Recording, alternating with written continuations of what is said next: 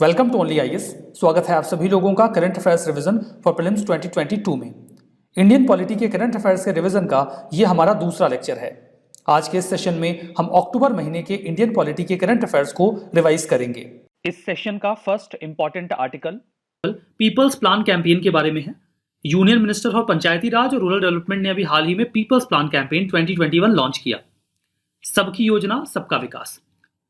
देखिए होता क्या है कि जैसे गांवों में ग्राम प्रधान चुने जाते हैं, उन्हें अगले साल कौन कौन सा काम करना है वेरियस सेक्टर्स में, उसका एक प्रॉपर प्लान बनाना पड़ता है जिसे जीपीडीपी कहा जाता है, यानी कि ग्राम पंचायत डेवलपमेंट प्लान। इसी प्लान के बेसिस पे गवर्नमेंट पैसे अप्रूव करती है और वो सारे काम किए जाते हैं। लेकिन कई बार जो ग्राम पंचायत या उसके सदस्य होते हैं वो इतने कैपेबल खुद को फील नहीं करते कि अच्छा सा प्लान बना सके।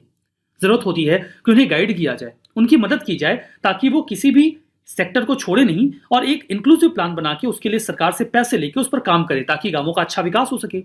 तो इस कैंपेन के माध्यम से जो ग्राम पंचायतें हैं, हम उन्हें एक कन्वर्जेंट और होलिस्टिक प्लान बनाने में मदद करते हैं ताकि कोई इंफ्रास्ट्रक्चरल गैप छूटने ना पाए।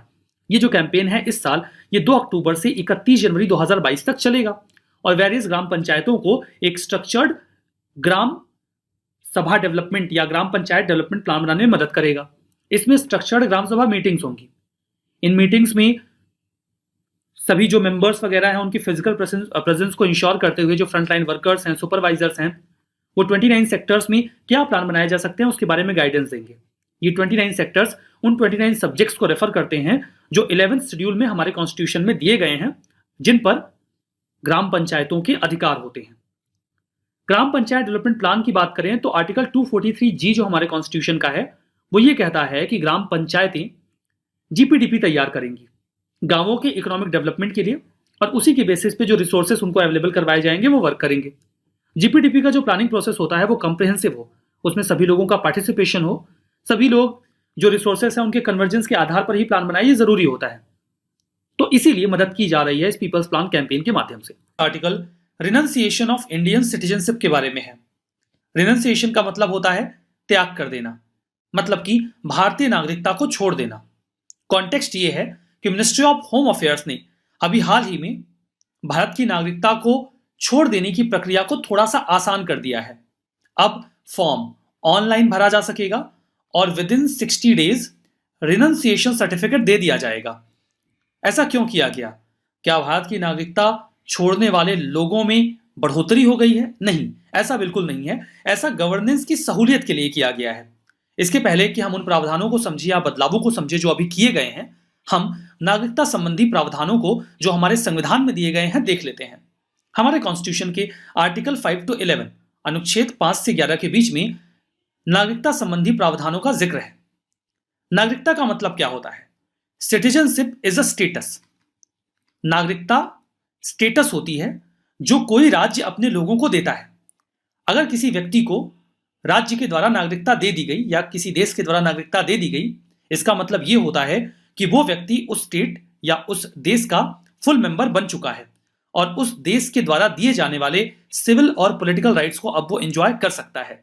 अगर कोई व्यक्ति भारत की नागरिकता को छोड़ना चाहता है तो सिटीजनशिप एक्ट ऑफ 1955 के तहत इसके 3 तरीके हो सकते हैं। पॉइंट नंबर 1, वो व्यक्ति अपनी फुल एज और कैपेसिटी में अपनी स्वेच्छा से ये डिक्लेरेशन कर सकता है कि वो भारत की नागरिकता को छोड़ रहा है। इसके बाद वो इसके लिए एक फॉर्म अप्लाई करता है और कुछ दिनों के बाद उसे रिनंसिएशन सर्टिफिकेट दे दिया जाता है। लेकिन हो सकता है कि वॉर की कंडीशन में ऐसे डिक्लेरेशन को एक्सेप्ट ना किया जाए, क्योंकि वॉर की कंडीशन में एक बात का खतरा हमेशा रहता है कि मान लीजिए कोई ऐसा व्यक्ति है जिसने कोई सीक्रेट इंफॉर्मेशन दुश्मन देश को शेयर की है और उसके बाद वो देश की नागरिकता ही छोड़ देता है, तो उसका कुछ किया नहीं जा सकता। इसीलिए उस दौरान ऐसी अनुमति नहीं दी जाती। अगर किसी व्यक्ति ने भारत की नागरिकता छोड़ दी तो उसका जो माइनर चिल्ड्रन है, यानी कि 18 वर्ष से कम आयु का बच्चा, वो भी अपनी नागरिकता खो देगा। यद्यपि 18 साल की उम्र पूरी करने के बाद अगर वो चाहे तो वो भारत की नागरिकता को रिज्यूम कर सकता है, इसमें कोई दिक्कत नहीं होगी। दूसरा तरीका है टर्मिनेशन। अगर कोई व्यक्ति वॉलंटरली किसी दूसरे देश की नागरिकता एक्वायर कर लेता है तो भारत की नागरिकता अपने आप ही समाप्त हो जाएगी। लेकिन वॉर के दौरान इसकी भी अनुमति नहीं दी जाती। कारण वही है, दे भी सकते हैं, यूजुअली नहीं देते। तीसरा तरीका है डिप्राइवेशन। अगर किसी व्यक्ति ने फ्रॉड किया है या देशद्रोह किया है तो उसकी नागरिकता को सेंट्रल गवर्नमेंट खत्म कर सकती है। कंपल्सरी टर्मिनेशन, ऐसा किन स्थितियों में किया जा सकता है? पॉइंट नंबर 1, अगर किसी व्यक्ति ने फ्रॉड करके इंडिया की सिटीजनशिप को एक्वायर किया हो और वो बात उजागर हो जाए तो उसकी नागरिकता को समाप्त कर दिया जाएगा। पॉइंट नंबर 2, अगर वो कॉन्स्टिट्यूशन के प्रति डिसलॉयल्टी दिखाता है, उसके प्रावधानों का उल्लंघन करता है, तब भी उसकी नागरिकता को समाप्त कर दिया जाएगा। पॉइंट नंबर 3, अगर उसने कोई जानकारी दुश्मन को वॉर के दौरान शेयर की है तो भी उसकी नागरिकता को समाप्त कर दिया जाएगा। यह देशद्रोह होगा। ध्यान दीजिएगा कि किसी भी देश को पीस की कंडीशन में दुश्मन देश नहीं कहा जाता। किसी भी देश को दुश्मन देश केवल तब कहा जाता है जब दो देशों के बीच में युद्ध चल रहा हो। युद्ध खत्म होने के बाद कोई भी देश दुश्मन देश नहीं होता। चौथा प्रावधान है, अगर किसी व्यक्ति ने नेचुरलाइजेशन के जरिए, एक प्रक्रिया जिसके माध्यम से कोई व्यक्ति किसी देश की नागरिकता प्राप्त करता है कुछ दिनों तक वहां पर रहकर, अगर नागरिकता प्राप्त करने के 5 सालों के भीतर ही उस व्यक्ति को किसी ऐसे अपराध के लिए सजा मिले जिसमें कम से कम 2 साल के जेल का प्रावधान हो तो व्यक्ति की नागरिकता को समाप्त कर दिया जाता है। पॉइंट नंबर 5, अगर कोई सिटीजन 7 सालों तक भारत के बाहर रह रहा हो और उसे भारत में रहने में रुचि ना हो तो भी उसकी नागरिकता को समाप्त कर दिया जाता है। तो ये प्रावधान है जब कंपल्सरी टर्मिनेशन का प्रावधान आता है। अभी जो बदलाव किए गए हैं नई गाइडलाइंस के मुताबिक उनमें क्या है? अब कोई भी व्यक्ति जो नागरिकता छोड़ना चाहता है वो अपने डॉक्यूमेंट्स को ऑनलाइन सबमिट करेगा और विद इन 60 डेज इस पूरी प्रक्रिया को रिनंसिएशन के कंप्लीट कर दिया जाएगा। यहां पर एक बात और है, जब पहले कोई व्यक्ति यहां पर सेल्फ डिक्लेरेशन करके भारत की नागरिकता को छोड़ देता था बाय रिनंसिएशन, तो उससे ये नहीं पूछा जाता था कि आप भारत की नागरिकता क्यों छोड़ना चाहते हैं, बट अब पूछा जाएगा। आपसे पूछा जाएगा कि आपको क्या दिक्कत है, आपको अपने फॉर्म में ये बात मेंशन करनी होगी कि आप भारत की नागरिकता क्यों छोड़ना चाहते हैं।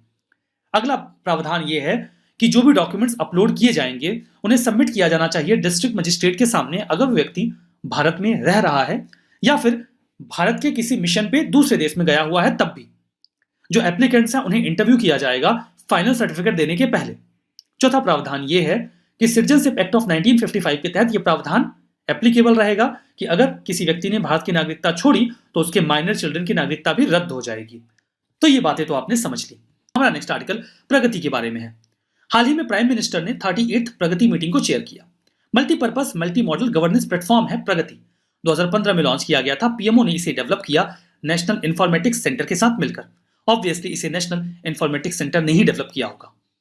इस पोर्टल का उद्देश्य ये था कि कॉमन लोगों के ग्रीवांस एड्रेस किए जाएं और सेंट्रल गवर्नमेंट जो है वो स्टेट्स के जो भी प्रोजेक्ट्स हैं या उनके खुद के जो प्रोजेक्ट्स हैं उनको ओवरसी कर सके।